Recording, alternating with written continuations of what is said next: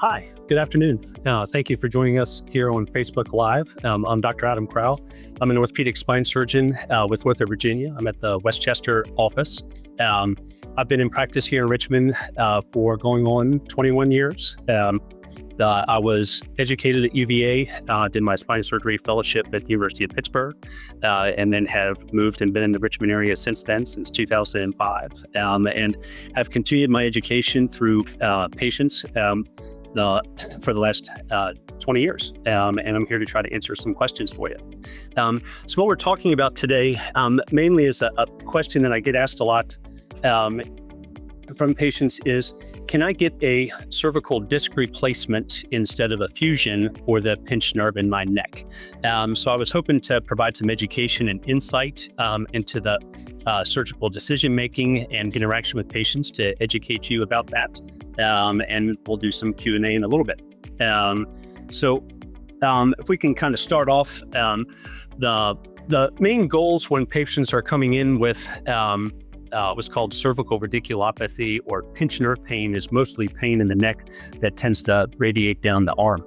A lot of patients, as they come in, the pain is severe enough or the weakness is severe enough that they feel they need to do something more than the conservative treatments they've done, but they're not sure what to go to next.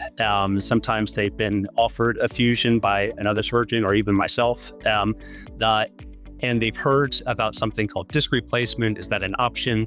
What are the implications for overall long-term neck health? And my goal is to provide a framework for you to help us decide what's the best treatment for a particular pathology and what we can offer. So we'll take a second to talk about what the clinical anatomy is. Typically, I'm going to use some props, and on our screen here, we have an MRI of the cervical spine. That image looks very much like this, which is a model of a cervical spine with the front of the neck here, the back of the neck. When you touch your neck, it's back here. The discs are the cushions between the bones. The nerves are these little yellow branches that come off of the spinal cord that live behind the disc, and these nerve roots and run down your arm, and they give you the sensation and strength into your upper extremities. And so in that image, we see the cushions that are down towards the bottom, and the very bottom one seems to be pushing back, and that cushion has herniated or is ruptured. That's what we call a cervical disc herniation, and the symptom of that is pain that kind of is around the shoulder blade, side of the neck, and radiates down into the arm. The other portions of anatomy that we need to discuss as we're talking about our treatment algorithm is the actual anatomy. I'm going to go back to the model for a second. In regards to each segment of the spine, and many patients have heard the terms C3-4, C4-5, C5-6, and what that means is there is each segment in the spine is basically like a three-legged stool.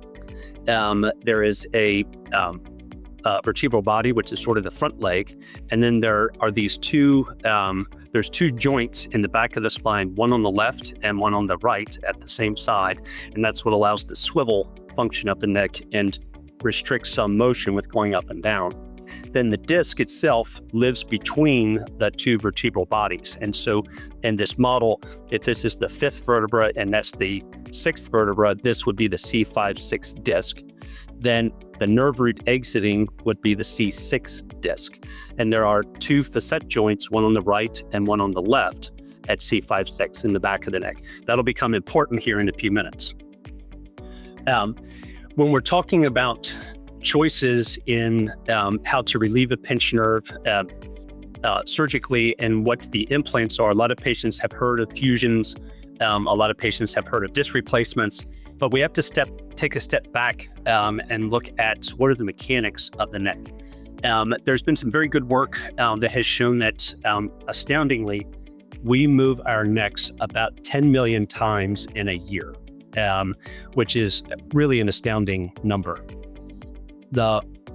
For someone who is 50 years or older, perhaps such as myself, that means that my neck has been moving at least 500 million cycles during my time frame.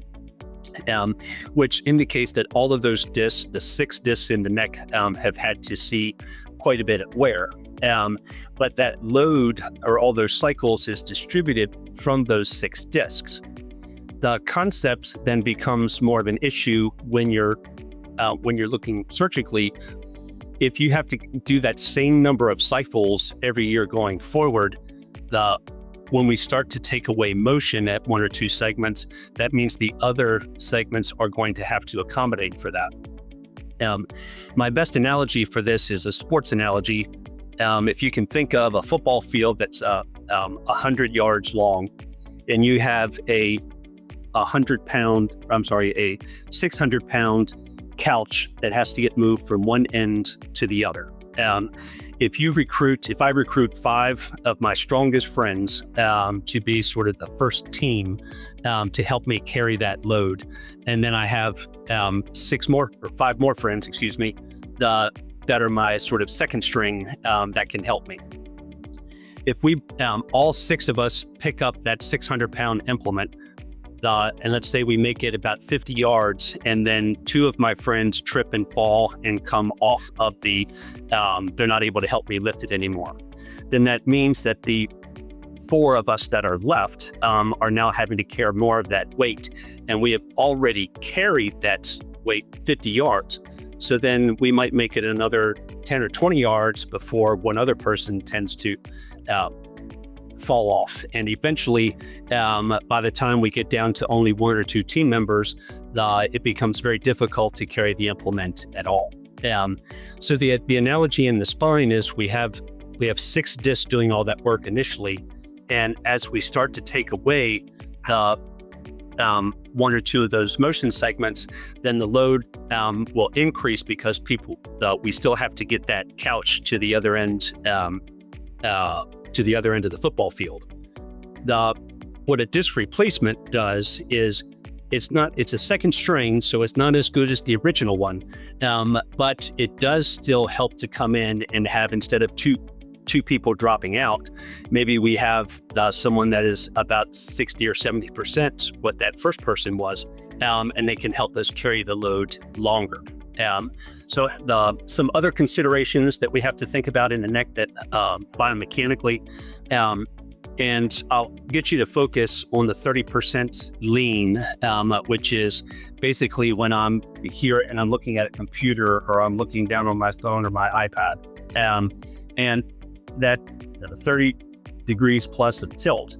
The equivalent of that over time is having an average 4-year-old child actually sitting on your head. That's how much stress is put on your neck. That's where tech neck comes from. We have to remember, if we have a 1 or 2 level fusion, or even the disc replacements, those same forces are going through our neck. So we have to think about that as we're reconstructing. Just a slide kind of going over, even when we are sedentary and just watching TV, or even doing very light kind of active work, such as cooking, we're still actually moving our neck 3,000 to 4,000 times an hour. That's astounding. Let's advance, please. So when it comes to treatment options, what has been a very reliable procedure for us to help get improvement in these neck pain, this arm pain, these neurologic symptoms down the arm, has been an anterior cervical fusion. And it has been a very successful procedure for many patients to improve their quality of life. It's reliable, it's relatively quick, and the recovery is actually quite good. The downside is that it is taking away one of those motion segments, so one of my team players. This is when the 4 of the team players had to go out. Other option is something called cervical disc replacement, and in a cervical disc replacement, we're still trying to getting the nerve unpinched, but we're trying to put back something that's that second string, that's that person that can absorb load and still maintain some motion. And we think that in the long term, that will continue to allow patients to have more motion and less likely to have additional surgery. It's been shown that with 1 and 2 level surgery, the risk of having to have reoperation for another segment in 10 years is about 3 times lower in patients who have had a cervical disc replacement. I wanted to show on our some of the difference between a disc replacement, which is what I have in my hands here.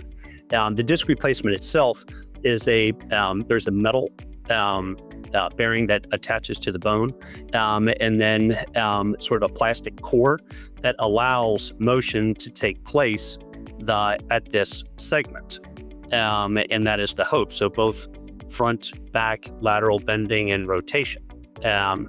Whereas a fusion, and I'll have that on my model here, a fusion where we have a plate and screws and we immobilize this segment, there's no motion there.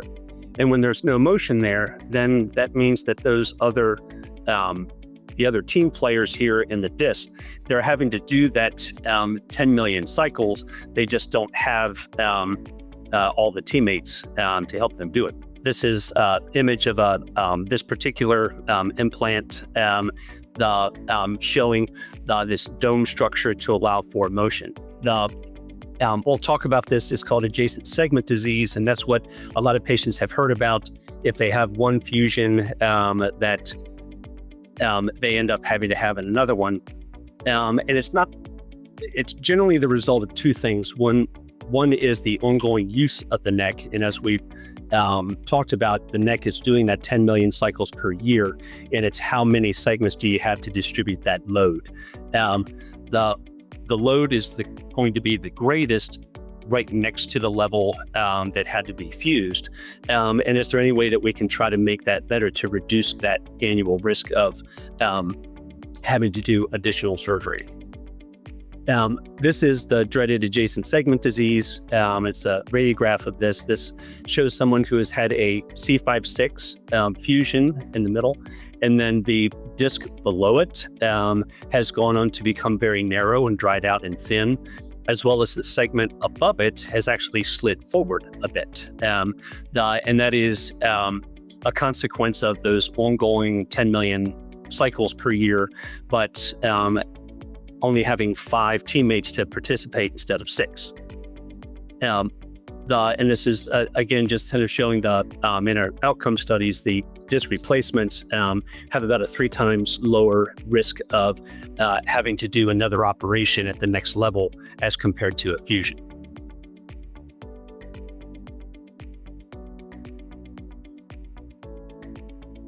So when it comes to clinical decision-making and recovery, there are some reasons where patients may or may not be eligible for a disc replacement, and a fusion may be a better option, or the more preferred option or stable option.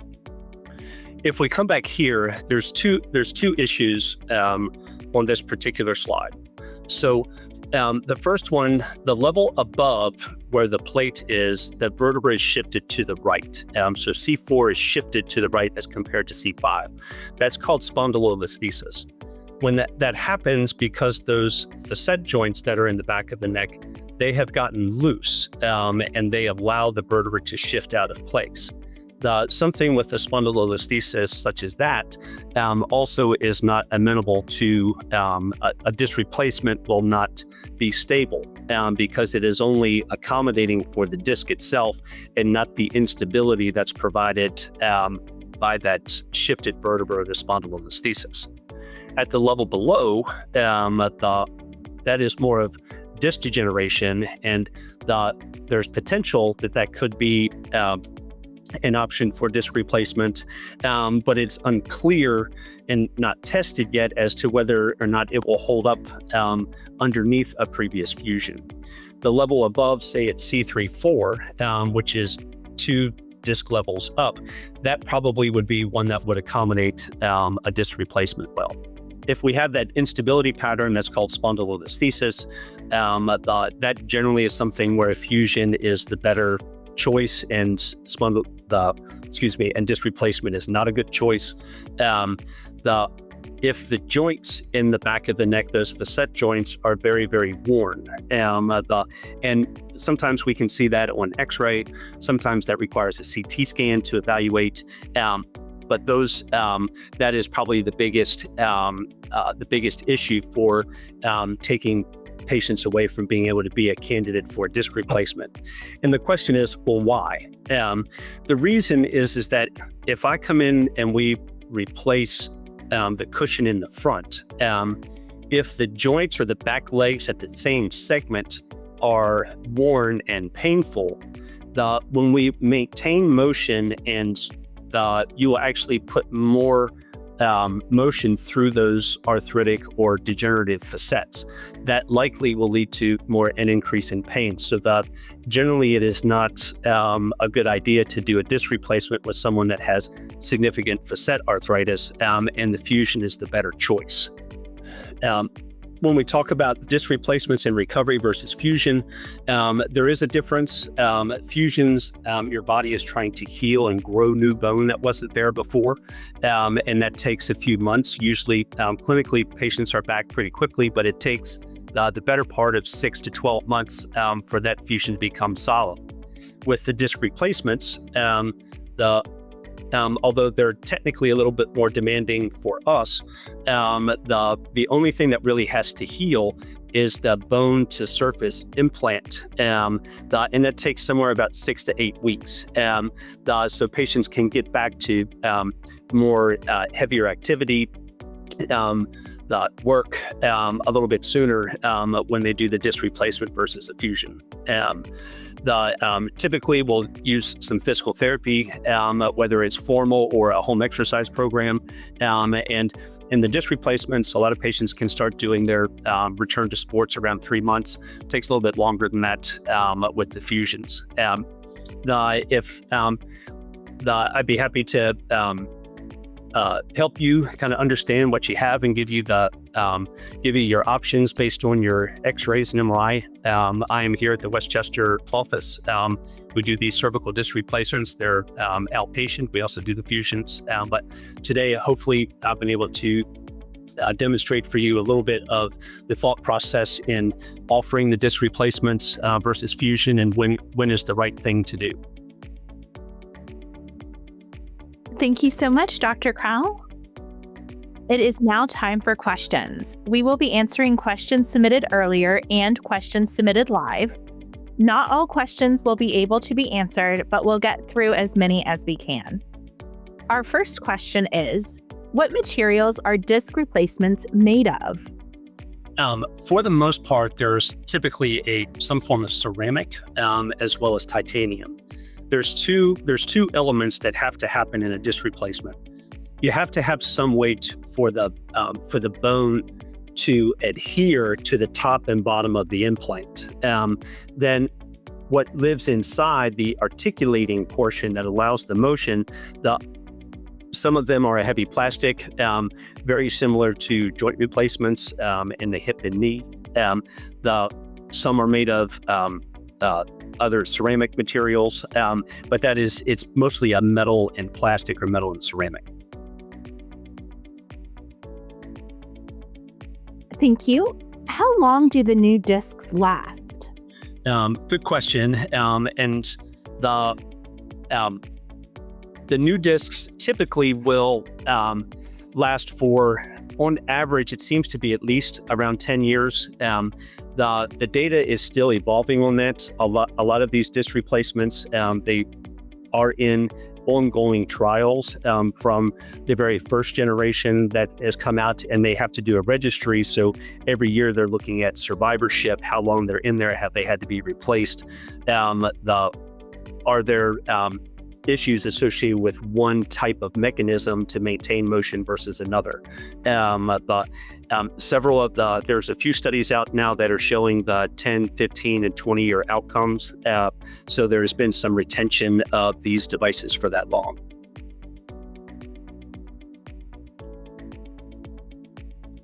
Thank you. Is there an upper age limit for a disc replacement or a fusion? Sure. So there is not an upper age limit for disc replacement or for fusion. Age truly is a number. It has to do with several other factors. The biggest one for the disc replacement is whether or not people have developed that, we call it the facet arthritis in the back of the neck. So I'm in my 50s, so I've had at least 500 million cycles of my neck. So it is more likely that I will have facet arthropathy that may not allow me to have a fusion than someone who is 35.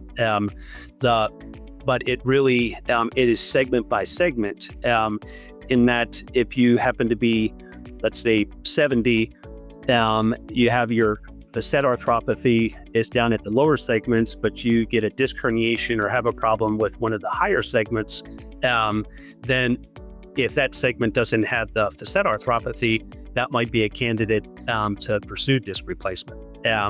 The other more associated issue is if the bone, i.e. if you have osteoporosis, if the bone is weak, then we get concerned in doing disc replacements because there may be the risk that the bone doesn't adhere very well to the upper or bottom part of the implant, and the implant can slide or compress down into the bone.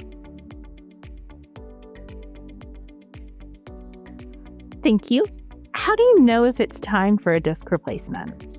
Well, going back to clinical symptoms, mostly if you're having symptoms that, from a surgical perspective, most people will get the most improvement from either a disc replacement or a fusion if they have more sort of neurologic pain than just pain up in the neck. When there is associated, if somebody has a disc herniation or what we call spinal stenosis that's compressing the nerve, if the arm is getting weak, the general recommendation is to pursue decompression of that, whether you do that with a disc replacement or a fusion sooner than later. If it's more of just a pain issue and it's quality of life, as people have tried an appropriate course of non-operative treatment with therapy, tractions, medications, plus or minus an injection, if those things aren't helping and quality of life is significantly impacted or functional limitations from the nerve pain, then it's certainly time to consider disc replacement or fusion, whichever is most appropriate for your anatomy. Thank you. Are disc replacements the same thing as spacers? We've had a couple of people ask this. No, they are not. Many times, and being in practice for a number of years, a lot of people will tell me that they had a disc replacement, and the term was used. He took the disc out, or he or she took the disc out, and ended up replaced it with bone. Well, that's a fusion. So spacers are a way to hold the bone inside of the disc space. If I show this model, this is an actual sort of fusion device. So if you look at it from the side, this has little plate and screws and the spacer, and it goes into the disc space like that. But then we pack bone for the bone to grow across through the implant through that hole, and then that bone has to heal to the bone above it and the bone below it. So people call this a spacer.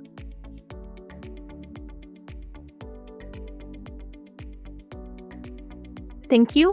Can these same procedures be done in other parts of the back, or is it only the neck? Cervical disc replacement has been so far the most successful and widely adopted. There is currently not a true facet replacement strategy that is well accepted. There are also lumbar disc replacements that the track record isn't quite the same, and that's still under active investigation. But there are lumbar disc replacements.